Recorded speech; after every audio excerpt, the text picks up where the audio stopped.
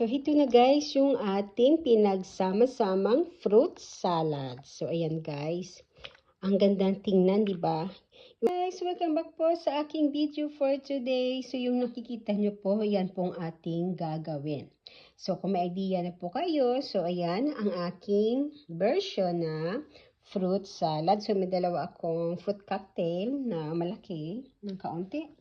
At saka yan, guys, meron akong orange, mango, pineapple, at saka pears, herbs, and counting cherries. So, meron akong ibap, and condensed, and Nestle cream.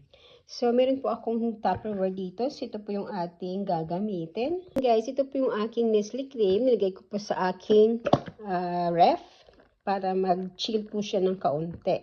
So, lagay po natin yan kasama yung ating condensed. So, imimix po natin silang dalawa. So, ito na po yung ating condensed at Nestle cream. Ihaluin po natin mabuti. Haluin po natin ng mabuti. Guys, yung ating mga gatas. So, ilalagay po natin yung ating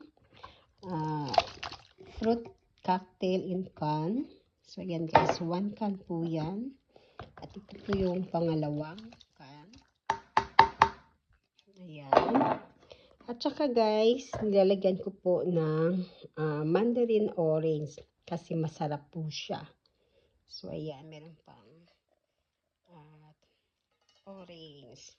So, ayan guys, isang malaking lata po yan. At lalagyan din po natin ng isang mango. At ito po yung pineapple at saka pears. So, ayan guys. At yung last po ay yung ating cherries. Ayan. Masarap po at haluin na po natin sila. Ayan guys. Kung gusto niyo po ng matamis, kung kulang pa po yung flavor niya, pwede rin po kayo magdagdag ng condensed. Kung gusto niyo pong mas lalo pang malapot o matamis sa inyong lasa.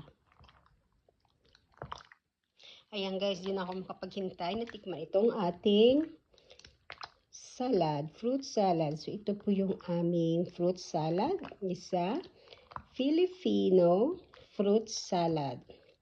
So ayan guys, hindi po ito mawawala sa aming mga Pilipino na sa handaan. Palagi pong merong kami nito. So, ayan guys. Yung nagpapasarap po dito yung orange at saka yung mango. Yung mango po. Ayan. Ang ganda tingnan, di ba? Ayan, yung cherry, oh, is colorful. So, ito lang guys yung aking salad. Ayan.